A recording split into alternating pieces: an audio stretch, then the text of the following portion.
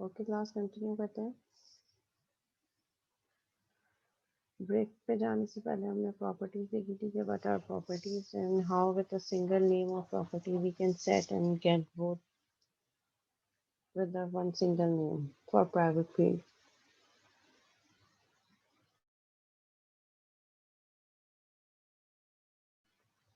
अच्छा, लेकिन प्रॉपर्टी में ये चीज़ मैंडेटरी है कि when you will use properties उसके लिए आप वही टाइप रखें जो आपकी प्राइवेट फील्ड की टाइप है।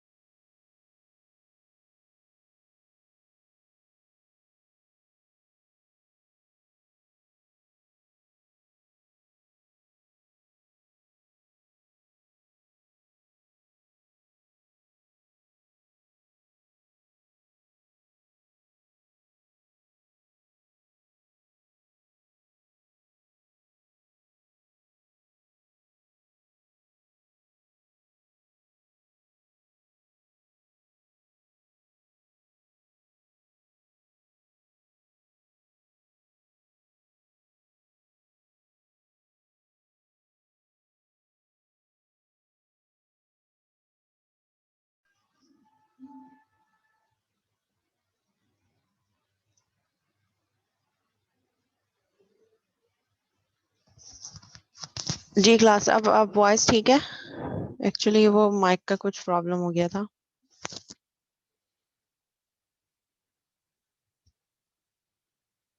ओके, क्लियर है आवाज? स्लो तो नहीं आ रही?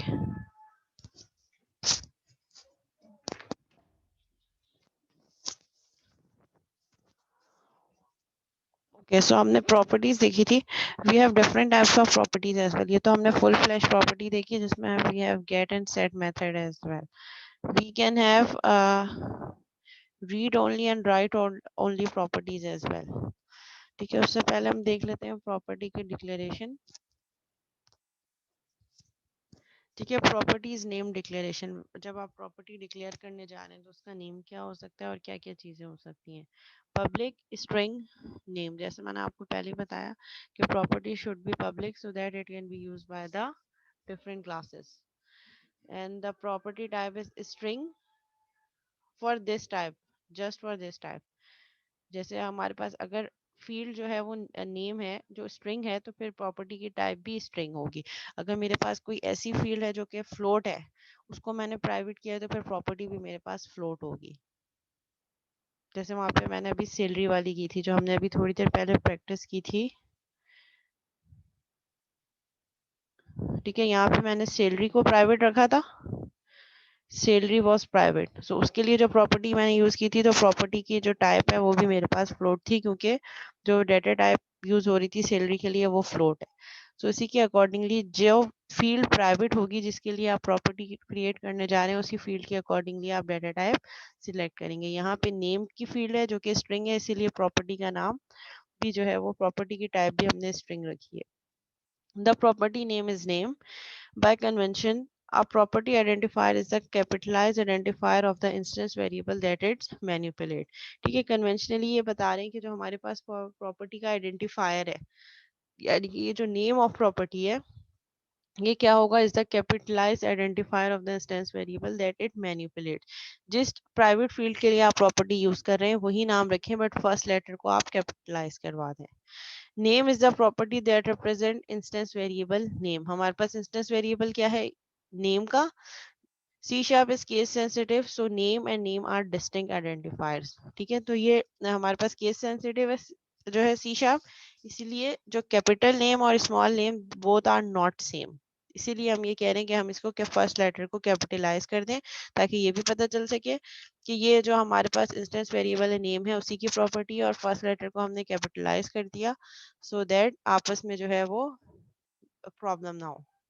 The property body is enclose in the braces, और फिर इस नेम के आइडेंटिफिकेशन के बाद हम प्रॉपर्टी की बॉडी डिक्लेयर करते हैं कर्ली ब्रेसेस में, ओपनिंग एंड क्लोजिंग, जैसे ये यहाँ पे। ठीक है, ये प्रॉपर्टी की ओपनिंग बॉडी है, ये प्रॉपर्टी की ओपनिंग बॉडी है, और ये क्लोजिंग बॉडी है। ठीक है, we have different types of properties as well, read only properties, write only properties and automatic properties as well. अभी जो हमने देखी है, अभी हमने फुली फ्लैश प्रॉपर्टी देखी है। फुली फ्लैश प्रॉपर्टी जिसपे हम गेट भी एक्सेस यूज कर रहे हैं और सेट भी यूज कर रहे हैं, दोनों चीजें। यानी कि हम प्राइवेट फील्ड की वैल्यू को सेट भी करवा रहे हैं और उस प्राइवेट फील्ड की वैल्यू को गेट भी करवा रहे हैं। ठीक है, we can have only read only properties as well. Read only properties ऐसी प्रॉपर्टीज जिसमें हम फील्ड्स की वैल्यू को सिर्फ और सिर्फ रीड करवा सकते हैं। यानी कि मैं चाह रही हूँ कि मैंने क्लास के लिए एक प्राइवेट वेरिएबल की वैल्यू सेट कर दी, और उस वैल्यू को मैं सिर्फ जो है, you can also create read only properties if you omit the set एक्सेसर method. अगर आप चाह रहे हैं कि आप उस प्राइवेट फील्ड को सेट ना करवाएं, आप सिर्फ और सिर्फ उसकी वैल्यू को गेट करवा सकें, so you can create properties read only properties. Format वही होगा जैसे प्राइवेट स्ट्रिंग नेम है, पब्लिक स्ट्रिंग नेम हमने प्रॉपर्टी रखी, उसका जो हमने डिक्लेरेशन रखी पब्लिक। नेम के लिए प्रॉपर्टी बना रहे हैं, उसकी जो डेटा टाइप में स्ट्रिंग है, सो प्रॉपर्टी का name string and name of property, and then body of property में get accessor which will just return the name, और ये वाला नेम जो प्राइवेट है। तो ये हमारे पास रीड ओनली प्रॉपर्टी हो जाएगी। इसको मैं करके दिखा देती हूँ आपको। ठीक है, ये फुल फ्लैश हो गई। इसको हम कर लेते हैं private string, let's say depart.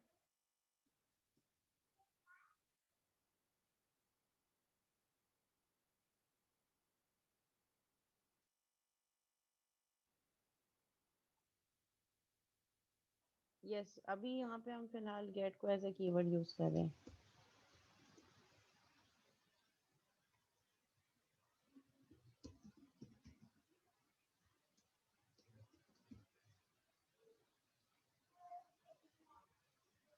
ठीक है, मैंने यहाँ पे एक प्रॉपर्टी बना, एक फील्ड रखी, private string department is equal to accounts, और इसकी वैल्यू मैंने सेट करवा दी। और इसके लिए मैं क्या बना रही हूँ, आई हैव जस्ट क्रिएट, क्योंकि स्ट्रिंग है तो स्ट्रिंग रिटर्न टाइप डिपार्ट, और इसमें हम सेट के बजाय जस्ट गेट यूज करेंगे, get that will return DEP depart, ये जो मेरा ये वाला डिपार्टमेंट है। और जब मैं इस प्रॉपर्टी को एक्सेस करूंगी तो एक्सेस करते वक्त E1 डॉट डिपार्ट की प्रॉपर्टी, मैं अगर इसके साथ कोई वैल्यू सेट करवाना चाहूंगी, लेट से मैं कह रही हूँ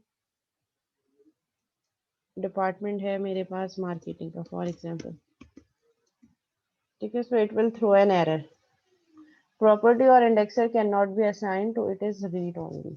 ठीक है, हम इसको कोई वैल्यू असाइन नहीं कर सकते because it is just read only, क्योंकि मैंने वहां पे सेट वाला मॉडिफायर तो डिफाइन ही नहीं किया, इट जस्ट यूजिंग गेट। तो मैं सिर्फ इसकी वैल्यू को कॉल करवा सकती हूँ, सेट नहीं करवा सकती। बेटा इसकी वही प्रॉपर्टी होती है जो हम वहां पे गेट का मेथड यूज कर रहे हैं, यहाँ पे हम मेथड नहीं बना रहे, हम गेट यूज कर रहे हैं। गेट के क्या मीनिंग्स होते हैं कि वैल्यू को कॉल करो, और सेट का मतलब ये कि वैल्यू को सेट करो। तो ये गेट वैल्यू रिटर्न के लिए यूज होता है और सेट वैल्यू को अपडेट करने के लिए। तो मैंने यहाँ पे सिर्फ गेट कॉल किया है, और मैं इस गेट वाली जो रीड ओनली प्रॉपर्टी है, यहाँ पे मैंने डिपार्टमेंट के लिए एक रीड ओनली प्रॉपर्टी बनाई है। ठीक है, एक रीड ओनली प्रॉपर्टी है ये, जो कि सिर्फ गेट कर रही है। गेट मतलब मैं सिर्फ रिटर्न करवा रही हूँ। गेट के मीनिंग्स क्या होते हैं?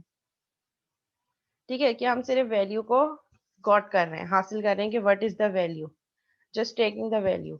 सो गेट मैंने सिर्फ रीड ओनली प्रॉपर्टी बनाई, I can just read this value. ठीक है, मैं इसको अपडेट नहीं करवा सकती, कुछ राइट नहीं कर सकती डिपार्टमेंट में, I just can just read it. ठीक है, तो रीड करवाने के लिए मैंने इवन डॉट डिपार्ट की जब प्रॉपर्टी यूज की और फील्ड मार्केटिंग एक्सेस सेट करवाना चाहिए, तो ये एरर थ्रो कर रहा है। ये जो डिपार्ट की प्रॉपर्टी है ये जस्ट रीड ओनली प्रॉपर्टी है, आई मैं कुछ राइट नहीं करवा सकती। ठीक है, तो ये मुझे एरर दे रहा है, तो हम क्या करेंगे, हम सिंपल ये जो सेटिंग वैल्यू है ये हटा देंगे, और इस प्रॉपर्टी को हम कंसोल डॉट राइट लाइन के अंदर कॉल कर देंगे।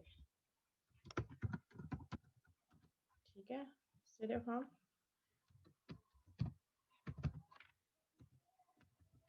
अब जब हम क्या कर रहे हैं, वैल्यू सेट नहीं करा रहे, सिर्फ कॉल कर रहे हैं, सो it will just read the value which is accounts. ठीक है, अकाउंट मैंने क्या किया था, जब मैंने प्राइवेट फील्ड को सेट किया था, प्राइवेट स्ट्रिंग डिपार्टमेंट, वहीं जो है मैंने डिपार्टमेंट का नेम सेट कर दिया था, क्योंकि प्रॉपर्टी मेरे पास सिर्फ रीड ओनली है, राइट ओनली नहीं है। ठीक है, similarly I can create read only property as well. इसको मैं कर देती हूँ प्राइवेट, एक और फील्ड हम यहाँ पे यूज कर देते हैं, क्या रखें जिसको हम सिर्फ राइट करवा सकें, private string, let suppose designation.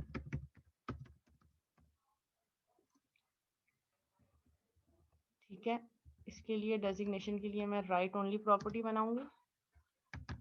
Right only property में क्या होगा, सिर्फ सेट वाला एक्सेसर होगा, जिसमें मैं वैल्यू को सिर्फ सेट करवा सकती हूँ। कैसे करूंगी, public property should be public, data type string, और मेरे पास रिटर्न डेजिग्नेशन के लिए प्रॉपर्टी बनानी है, तो property name should be designation, और उसमें मैं सिर्फ और सिर्फ सेट वाला एक्सेसर यूज करूंगी। ठीक है, जो कि सेट सिर्फ राइट ओनली है, तो it will just set the value designation is equal to जो वैल्यू हम इसको पास करेंगे।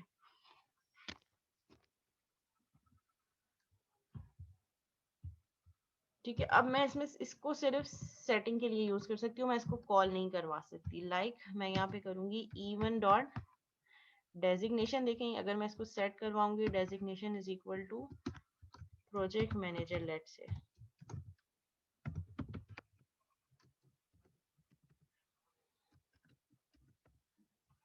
ये सेट हो जाएगा, कोई एरर नहीं आया, सेट हो गया। अब मैं अगर इसको प्रिंट करवाना चाह रही हूँ, गेट करवाना चाह रही हूँ, तो ये गेट नहीं होगा, क्योंकि ये सिर्फ राइट ओनली है, मैं सिर्फ इस पे राइट करवा सकती हूँ थ्रू प्रॉपर्टी, रीड नहीं कर सकती। ठीक है, मैं यहाँ पे कर रही हूँ E1 डॉट डेजिग्नेशन, देखें एरर आ गया।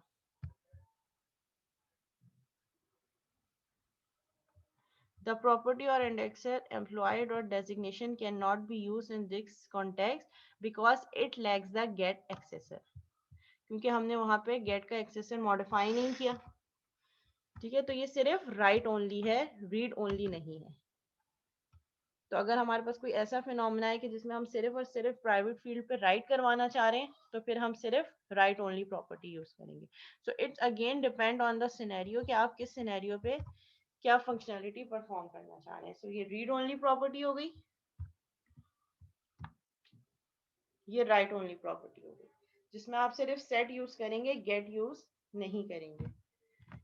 And this one is the last type, automatic properties. Automatic properties is that जिसमें गेट और सेट दोनों होगा, लेकिन उसके लिए आपको वो जो name is equal to value और रिटर्न नहीं करवाना पड़ेगा। You will just use get and set, बाकी काम ऑटोमेटिकली खुद से हो जाएगा। Automatic properties are used when no additional logic is required in the property accessors.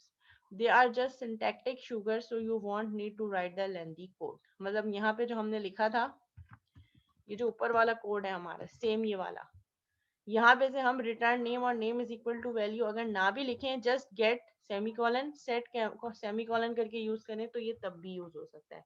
Gate और सेट हम यूजली तब यूज कर रहे होते हैं जब हमें कोई इफ की कंडीशन लगानी हो, जैसे हमने गेटर और सेटर मेथड पे लगाई थी। और अगर हमें ये गेट और सेट में ये नहीं लगाना, तो हम इसको चेंज कर सकते हैं लाइक दिस। जैसे मेरे पास एक फुल फ्लैश अगर है, तो मैं आपको करके दिखाऊं सैलरी वाली। ठीक है, सैलरी वाली फुल फ्लैश मेरे पास प्रॉपर्टी है जिसमें सैलरी गेट और सेट हो रही है। तो मैं इसको ऑटोमेटिक प्रॉपर्टी से रिप्लेस कर सकती हूँ। कैसे? सिंपली ये गेट और सेट की जो ये मेरे पास अभी फुल फ्लैश प्रॉपर्टी है, इसको मैं रिप्लेस कर रही हूँ ऑटोमेटिक प्रॉपर्टी से, जिसमें सेट की भी पूरी बॉडी हट जाएगी, सिर्फ सेट का keyword and semicolon, and get की भी प्रॉपर्टी हट जाएगी एंड सेमीकोलन। सिंपल। अब जब मैं इसको वैल्यू सेट करवाऊंगी, तो ऑटोमेटिकली ये क्या कर रहा है, ये खुद वैल्यू रिटर्न करेगा जब गेट वाला एक्सेसर यूज होगा। यानी कि जब मैं इस प्रॉपर्टी को कॉल करूंगी ऑब्जेक्ट के नाम के साथ, तो ये उसकी वैल्यू रिटर्न करेगा। और जब मैं इस प्रॉपर्टी की वैल्यू सेट करूंगी इज इक्वल टू कीवर्ड के साथ, तो ये ऑटोमेटिकली इसको सेट कर देगा लाइक दिस। मैंने यहाँ पे even dot salary is equal to 85,000 किया और कंसोल डॉट राइट लाइन पे even डॉट सैलरी प्रिंट कर दिया, तो ये ऑटोमेटिकली इसकी वैल्यू देखें इसने मुझे प्रिंट करवा दी। यूजली हम फुल फ्लैश प्रॉपर्टी, हम ऑटोमेटिक प्रॉपर्टीज पे ही काम कर रहे होते हैं, लेकिन हम इसको फुल फ्लैश तब बनाते हैं जब हमें कोई इस पे एक्सेसर देना हो। लेट से मैं चाह रही हूँ कि सेट के साथ मेरे पास क्या हो, सैलरी है ना, so salary should be greater than 0। If जो वैल्यू पास हो रही है वो ग्रेटर देन 0 है, तभी salary is equal to value कर दो। ये मैंने सेट वाले में ये चेंजेस कर दी। और गेट पे मैं क्या कर रही हूँ, फिर मुझे इसको भी फुल फ्लैश करना पड़ेगा, रिटर्न सैलरी। तो हम बॉडी वहां देते हैं जब हमें कोई ना कोई लॉजिक लगानी हो। जैसे मैं यहाँ पे कह रही हूँ कि salary should be greater than 0, तभी ये वर्क करे। तो इस वाले केस में ये प्रॉपर्टी वैल्यू सेट कर देगी 85,000। हाँ, अगर मैं यहाँ पे माइनस सैलरी दूंगी, लेट से मैं कह रही हूँ -85, और फिर इसको रन करूंगी, तो इसने 0 कर दिया। देखें, इसने -85 वाली वैल्यू सेट नहीं की, क्योंकि मैंने सेट के एक्सेसर पे क्या वैल्यू दी है कि वैल्यू सेट करने से पहले चेक करो कि क्या वैल्यू ग्रेटर देन 0 है। अगर वैल्यू ग्रेटर देन 0 है तो सेट करो, नहीं तो फिर ना करो।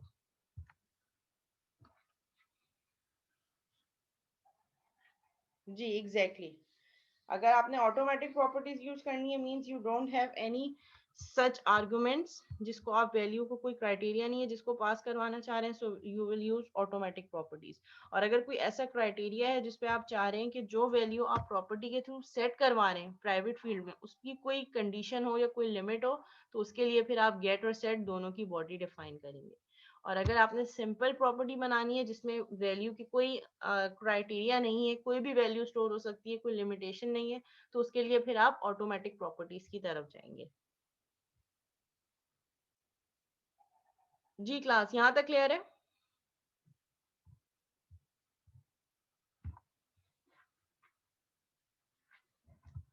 अच्छा, just raise your hand Farzan, मैं आपको अनम्यूट कर देती हूँ। हैंड रेज करो।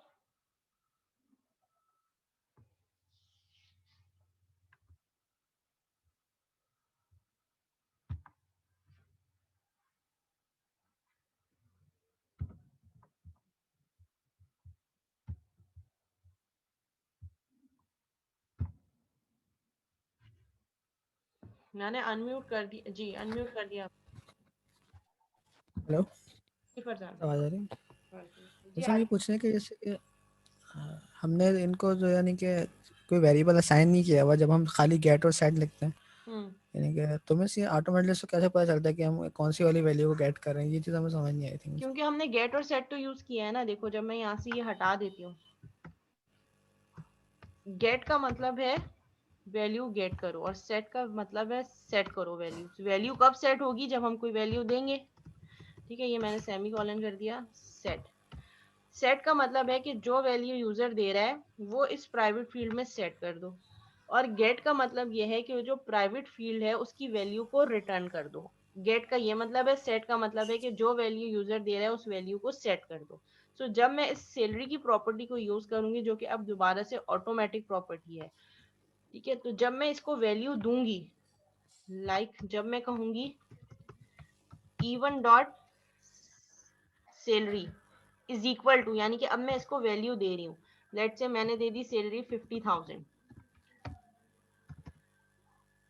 ठीक है, तो अब जब मैं वैल्यू दे रही हूँ तो ये ऑटोमेटिकली सेट वाला कॉल करेगा। क्योंकि मैं वैल्यू दे रही हूँ, तो वैल्यू देने का मतलब ये है कि उस प्राइवेट फील्ड में ये 50,000 वैल्यू सेट कर दो। और जब मैं कंसोल डॉट राइट लाइन को simply even dot salary call कर रही हूँ, नाउ मैं उसको कंसोल डॉट राइट लाइन पे प्रिंट करवाना चाह रही हूँ। इट मीन्स ये गेट वाला फिनोमिना यूज करते हुए जो 50,000 वैल्यू सेट हुई थी उसको कॉल करेगा। तो फिर रन करते वक्त ये मुझे क्या शो कर देगा? 50,000। सो ऑटोमेटिकली जब मैं इज इक्वल टू के साथ वैल्यू दे रही होती हूँ तो सेट वाला यूज होता है। और जब मैं कंसोल डॉट राइट लाइन में even dot salary without passing any values, without setting any values, तो ये ऑटोमेटिकली गेट वाला कॉल करेगा। समझ, यानी कि हम इनिशियलाइज भी वेरिएबल को एक साथ ही करवा रहे हैं यानी प्रॉपर्टी के अंदर। इनिशियलाइज करवा रहे हैं हम, तो वैल्यू सेट करवा रहे हैं ना। आई मीन जब हमने प्रॉपर्टी बनाई मिस, तो तभी हमने वेरिएबल भी तभी जनरेट हुआ था जब हमने ये प्रॉपर्टी बनाई थी सैलरी की। नहीं, ये जब हम तक पूछना ऑब्जेक्ट चाह रहे नहीं बनाएंगे जब तक मेमोरी में कोई स्पेस नहीं मिलेगी। थे। Okay miss. जब हमने प्रॉपर्टी बनाई थी सब स्ट्रक्चर था, मेमोरी में कोई स्पेस नहीं मिली। जैसे ही ऑब्जेक्ट बना के मैंने ऑब्जेक्ट बनाया इवन, तो ये मेमोरी में जाके एक स्पेस, हीप एरिया में जाके एक स्पेस बना देगा ऑब्जेक्ट इवन के लिए। और सारी फील्ड्स को नल पे सेट कर देगा या अपनी डिफॉल्ट वैल्यूज पे। जैसे जैसे मैं वन बाय वन वैल्यू देती जाऊंगी इवन डॉट एम्प्लॉय आईडी, तो इंटीजर की 0 वैल्यू को वो अपडेट कर देगा 1 2 3। इसी तरह मैं नेम सेट करूंगी अली, तो जहां पे नेम स्ट्रिंग का नल था वो उसको अली कर देगा। और ये तब होगा जब ये वाली लाइन कॉल होगी। Employee E1 is equal to new employee जब तक कॉल नहीं होगा, जब तक मेमोरी में एम्प्लॉय की क्लास की कोई भी स्टोरेज नहीं होगी। वो क्लास सिर्फ एक स्ट्रक्चर होगी जिसकी मेमोरी में कोई स्टोरेज नहीं होगी। जैसे ही मैंने employee E1 is equal to new employee की स्टेटमेंट, प्रोग्राम रन होगा, मेन से स्टार्ट होगा। सबसे पहले employee E1 is equal to new employee, तो मेमोरी में जाके E1 का एक एम्प्लॉय बन जाएगा, एक स्पेस मिल जाएगी E1 को। और उसके लिए एम्प्लॉय की जितनी भी फील्ड्स हैं जो मैंने यहाँ डिफाइन की हैं, ये सारी अपनी जो है वो डिफॉल्ट वैल्यू पे सेट हो जाएंगी फर्स्ट लाइन के बाद। नेम स्ट्रिंग है तो स्ट्रिंग की डिफॉल्ट वैल्यू नल होती है, तो ये नल पे प्रिंट शो हो जाएगा, मेमोरी में स्टोर हो जाएगा। E1 के लिए एम्प्लॉय आईडी इंटीजर है, इंटीजर की डिफॉल्ट वैल्यू 0 होती है, तो ये 0 पे हो जाएगा। फ्लोट की वैल्यू 0 होती है, स्ट्रिंग नल नल। तो आफ्टर एग्जीक्यूटिंग स्टेटमेंट 1 सारी वैल्यूज मेरे पास नल पे सेट हो जाएंगी। ये मैं आपको प्रिंट भी करके दिखा देती हूँ। Console dot, okay miss. अगर मैं राइट लाइन प्रिंट करवाती हूँ, अगर मैं यहाँ पे प्रिंट करवाती हूँ E1 डॉट नेम, क्योंकि अभी मैंने इस स्टेट तक नेम सेट नहीं करवाया।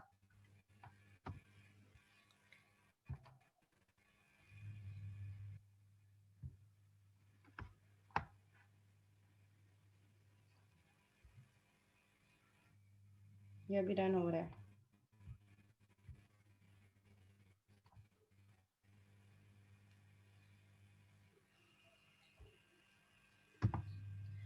देखो ये नल प्रिंट हो गया, स्ट्रिंग नल है, फर्स्ट लाइन एम्प्टी। इसी तरह जब मैं एम्प्लॉय आईडी प्रिंट करवाऊंगी, स्टार्ट में जब तक हम वैल्यू सेट नहीं करेंगे, वो हर फील्ड के लिए डिफॉल्ट वैल्यू सेट करेगा, क्योंकि उसको कुछ ना कुछ तो वैल्यू चाहिए होगी ना मेमोरी में स्टोर करने के लिए।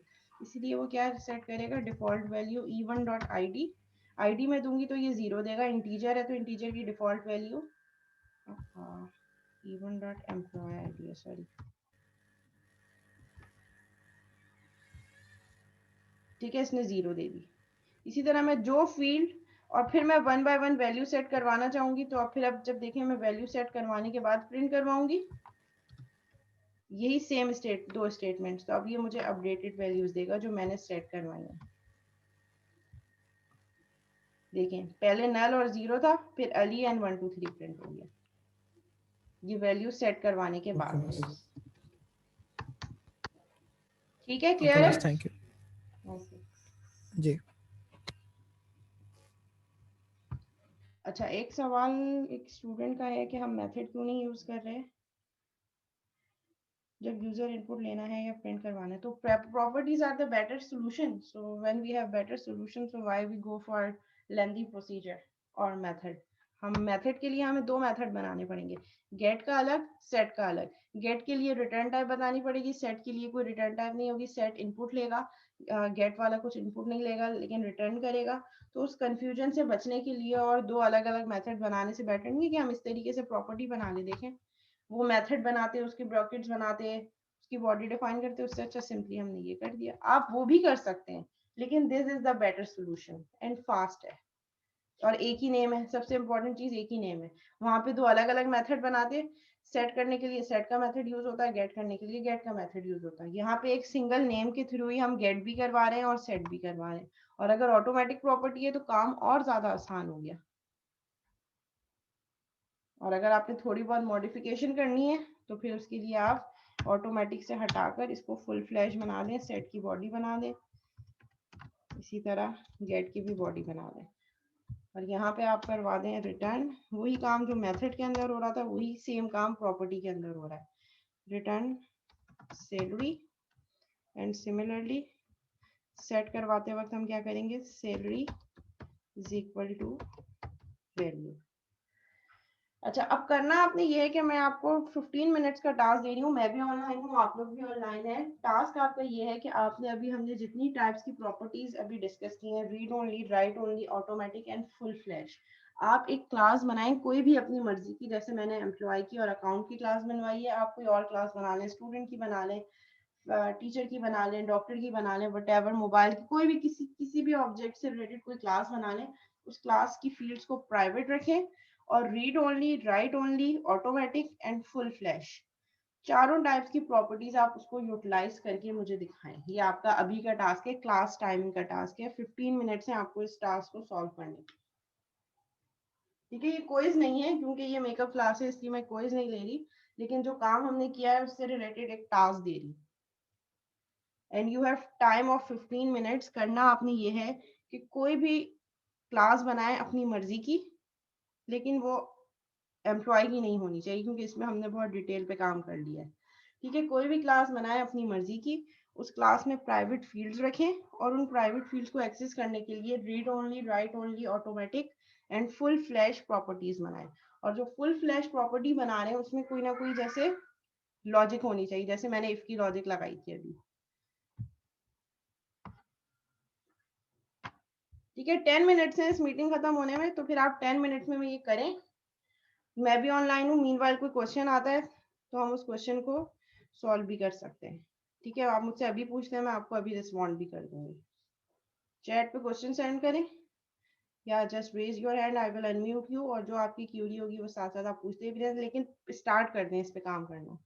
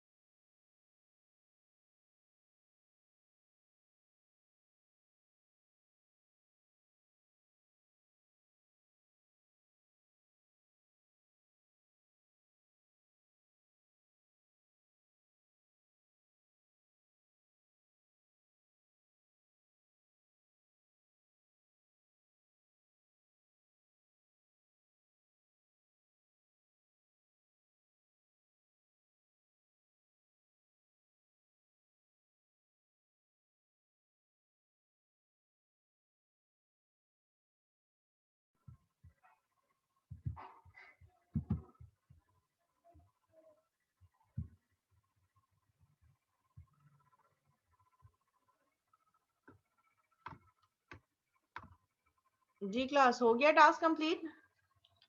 कितने स्टूडेंट्स का हो गया कंप्लीट टास्क? अच्छा मीटिंग एंड होने वाली है, सेम मीटिंग आईडी पे दोबारा ज्वाइन करेंगे।